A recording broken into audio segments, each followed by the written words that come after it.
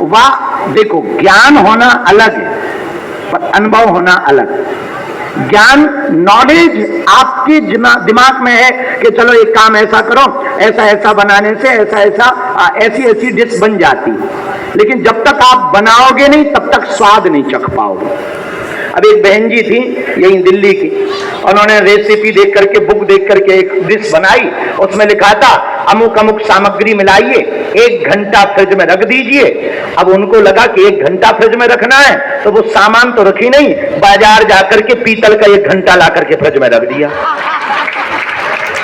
तो नॉलेज अलग है, अनुभव का ज्ञान अलग है। अनुभव का ज्ञान तो हमारी प्राचीन वैदिक परंपरा से ही प्राप्त हो सकता, जो परम पूज्यपाद अनंत श्री विभूषण पूज्य महाराज जी ने दिव्य संकल्प लिया है, और अपनी दिव्य चेतना से संकल्प लिया है कि अब मंदिरों में गुरुकुलम की पद्धति प्रारंभ होनी चाहिए। गुरुकुलम होंगे तो वेद का ज्ञान होगा, मुसलमानों को कुरान का ज्ञान है, ईसाइयों को बाइबल का ज्ञान है, हिंदुओं को ना गीता का ज्ञान है ना पुराण का ज्ञान है।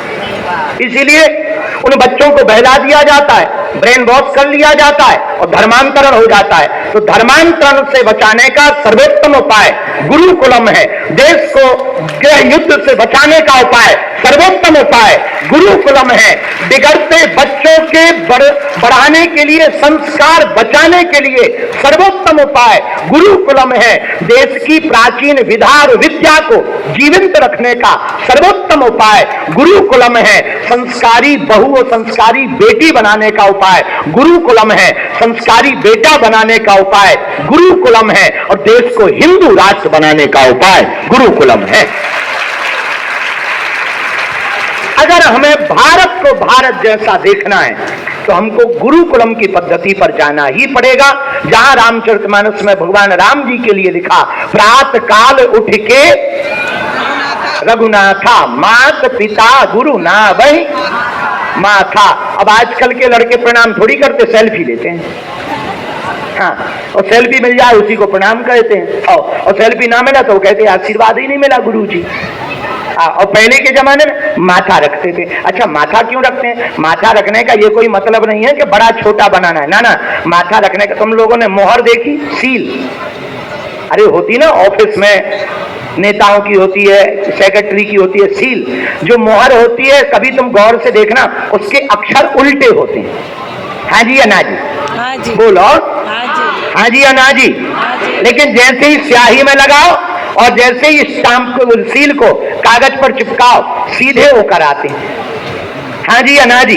वैसे ही भाग्य की रेखाएं जब उल्टी हो जाए तो इन संतों के चरणों में अपने मस्तक को लगा लेना, ये सीधी हो जाएंगे। ये प्रणाम की विधा है, ये प्रणाम का कारण है। झुकना सिखाना प्रणाम का कारण है। झुकने का मतलब ये नहीं है कि आपको छोटा या किसी को बड़ा बना। झुकने का मतलब ये है, अहमता में मत भरो, अहम में मत भरो, भगवान के भाव में भरो। अहम की अकड़ ज्यादा चल नहीं सकती, मौत की घड़ी कभी टल नहीं सकती। लूट कर दौलत भले ही जमा कर लो, पर पाप की कमाई कभी फल नहीं सकती।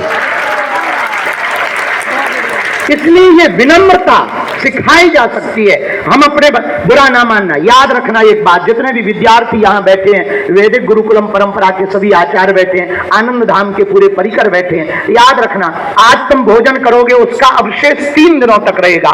तुम पानी पियोगे उसका अवशेष 24 घंटे तक रहेगा। लेकिन तुम अपनी बेटा या बेटी को गुरुकुलम की विद्या का ज्ञान दिलाओगे, उसका परिणाम पूरे जीवन तक रहेगा। अब निर्णय तुम्हें लेना है। बेहतरीन भोजन के साथ साथ बेहतरीन भजन और दिशा के साथ साथ शिक्षा भी देना बहुत जरूरी है। और शिक्षा वो शेरनी है, जिसने भी शिक्षा की शेरनी का दूध पिया वो दहाड़ा। हमारे पास एक भाई साहब आए, समझ जाओ, तो बोले आप बहुत उल्टा सीधा बोलते हो, बड़ा जवाब देते हो। हम कहा तुम क्वेश्चन करते हो तो हम पे जवाब है। ना तुम क्वेश्चन करो ना हम जवाब दें। हमें कुछ पढ़ी थोड़ी है, तुम पूछते हो तो हमारे पास उत्तर है तो हमें देना पड़ता है। हम नहीं देंगे तो भीतर हमारे जो है मचमची मचती है। हाँ, अगर हम नहीं देंगे तो मची मचती है, अंदर से उल्लास आता है कि अब यार इसने बोल तो दिया है पर जवाब देना भी चाहिए, अगर नहीं देंगे तो हम अपने आप के साथ आत्मघात करेंगे। तो ये मतलब नहीं है कि आप हमें बोलना है, नहीं, मतलब ये है कि आप पूछो मत, सो हम बोलेंगे नहीं। अगर आप छेड़ोगे तो हम छोड़ेंगे थोड़ी।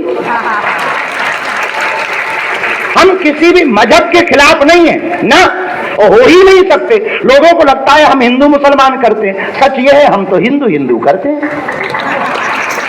हम किसी भी मजहब के खिलाफ नहीं, बस एक प्रार्थना करना चाहते हैं, आपको भारत को हिंदू राष्ट्र बनाना है तो पहले खुद को हिंदू बनना पड़ेगा, और बच्चों को धर्मांतरण से बचाना है तो भारत के माता पिता को पहले कट्टर हिंदू बनना पड़ेगा। जब माता पिता ही हिंदू नहीं होंगे तो बच्चे कहां से हो जाएंगे। अब आजकल तो ऐसा जमाना आ गया, बाप प्रेयर करने जा रहा, माता जी ऊ कर रही, अब बेटा का पता ही नहीं वो क्या है। हम किसी के खिलाफ नहीं हैं, हम आपको बताना चाहते हैं कि एक जैसी परंपरा को चलाना है तो हमें सबसे पहले भारत के अभिभावकों को जागना पड़ेगा, भागना नहीं, जागना पड़ेगा। भागो मत, जागो। और जागने का यही उपाय है जो परम पूज्य अनंत श्री विभूषित पूज्य श्री महाराज जी ने लिया कि हर मंदिर को गुरुकुलम से जोड़ना है। और महाराज जी ने हमें जो भी आज्ञा दी उस आज्ञा पर हम अपनी सामर्थ्यता अनुसार पूर्ण प्रयत्न करके जो भी महाराज जी हमें आज्ञा देंगे कोशिश तो हम करेंगे। आप सब बहुत भाग्यशाली हो, पूज्य महाराज जी का आपको पूज्य महाराज जी की छत्र छाया आपको प्राप्त है, आशीर्वाद प्राप्त है। ऐसे ही मुस्कुराते रहो। देखो, बसंत आती है तो प्रकृति खिलखिलाती है, और संत आते हैं तो संस्कृति मुस्कुराती है। तो संत आए आपके जीवन में, ये आपका सौभाग्य है। अब हमको चील गाड़ी पकड़ के फिर से आगे जाना है।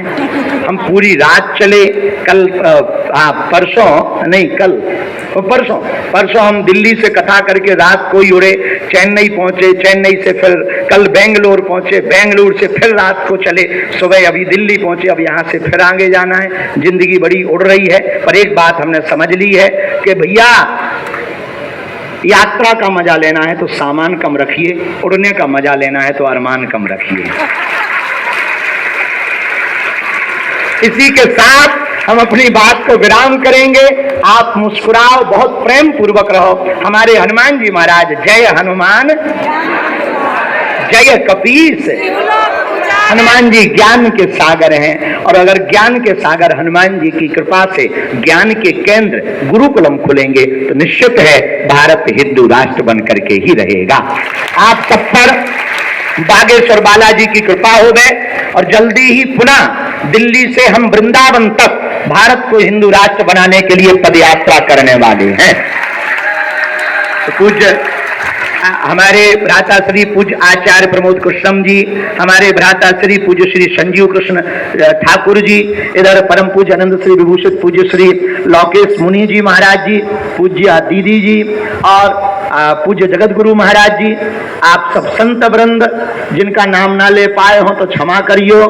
अभी उद्बोधन दे के पहले कुछ देर पहले ही रांची वाले मंत्री साहब गए, बोले आपको रांची आना है, हम बनाएंगे, उस तरफ भी झंडा गाड़ेंगे। आप सभी संत वृंद महापुरुष विराजमान, हम आगे की यात्रा के लिए जाने के पूर्व में आप सबको पुनः सभी संतों को, मंच पर विराजमान सभी महापुरुषों के चरणों को दंडवत प्रणाम करते हैं। आप सबको भी बहुत बहुत प्रणाम करते हैं, और हम पुनः किसी मोड़ पर मिलेंगे किसी अपेक्षा के साथ। जय सिया राम। भारत माता की वंदे वंदे वंदे।